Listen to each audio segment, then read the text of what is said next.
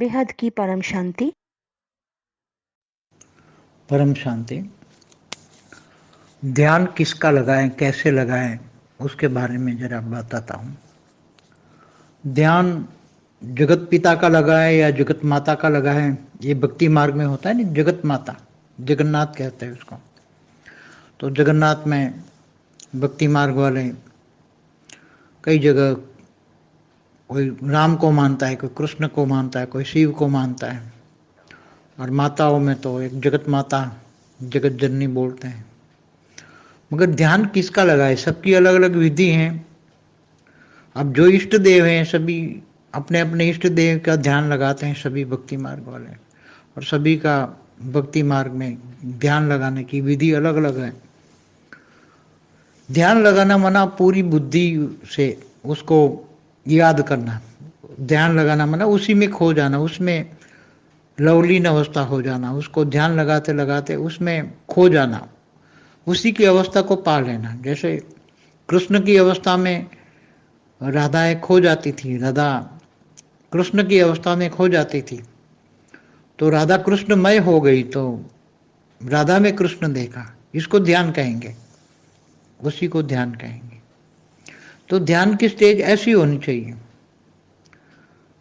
जो भक्ति मार्ग में ध्यान तो अलग अलग इष्ट देव का लगाते हैं, मगर ज्ञान मार्ग में तो सभी जानते हैं ध्यान किसका लगाए, आत्मस्वरूप बन के परमात्मा को याद करना है। कई लोग निर्गुण निराकार को याद करते हैं, शिव को याद करते हैं, बीके वाले तो निर्गुण निराकार। मगर वास्तव में देखो, भक्ति मार्ग में दो प्रकार का है। एक निर्गुण निराकार को भी मानता है और साकार को मानता है। मूर्ति के बिना ध्यान किसका लगाए, निराकार का कैसे ध्यान लगाए। वो लोग कहते हैं निराकार से भाव नहीं आएगा, और निराकार से भाव माना प्यार नहीं आएगा। निराकार से कैसे प्यार करें। ये तो ज्ञान मार्ग में जब आत्मा का पिता परमात्मा कहते हैं, तब पिता पुत्र का संबंध होता है। आत्मा का पिता परमात्मा, तो संबंध क्रिएट हुआ कि मैं रचना और रचयिता, तो मेरे रचयिता है, मेरे पिता है, परम पिता है, तो भाव आता है। निराकार से भाव आता है। तो भक्ति मार्ग में भाव बिना भी भक्ति नहीं हो सकती। भक्ति माना भावना। अब ये तो भक्ति है, तो भावना के बिना, तो इसलिए वो सगुण की उपासना करते, साकार की उपासना करते भक्ति मार्ग वाले, उसमें खो जाते। ध्यान माना बुद्धि पूरी लगा देना, दुनिया को भूल जाना, पूरी दुनिया को भूल जाना, अपने इष्ट देव में ध्यान मग्न इतना हो जाना। जैसे मीरा हो गई मगन, तो मीरा का जो ध्यान कृष्ण में रहता था, कितना कृष्णमय हो जाती थी मीरा।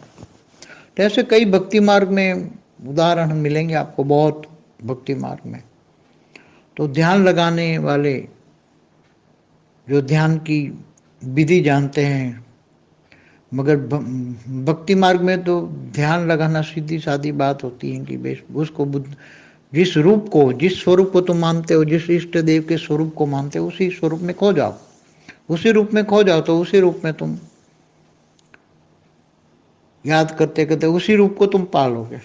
अगर उसी को कहते हैं अंतमति सो गति, उसी जो इष्ट देव का स्वरूप याद करते करते अगर आत्मा वो स्वरूप में खो जाती हैं और शरीर छूट जाता है, तो उसी रूप में जहाँ भी वो है वहाँ वो आत्मा चली जाएगी, उसी रूप को पाएगी।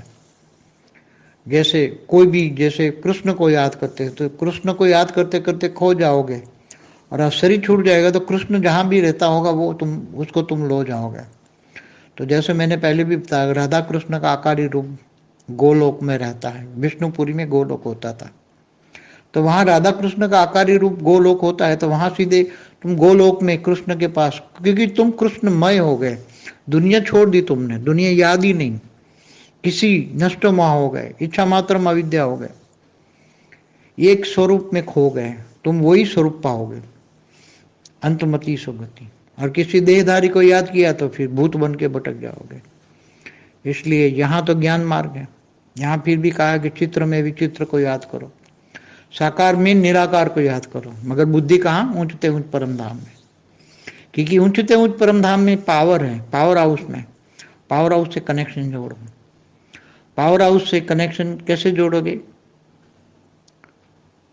तो पूरी ज्ञान और योग की विधि बताई है यहाँ। ज्ञान मार्ग में योग अलग है, योग माना कनेक्शन, और भक्ति मार्ग का योग माना ध्यान अलग है। इसलिए ध्यान और योग में तो सब फर्क, ज्ञानी तो आत्मा तो सब जानते ही हैं। अब ज़्यादा बार बार क्या रिपीट करूं, उसमें तो सब बताया हुआ है, बार बार रिपीट नहीं करना। परम शांति।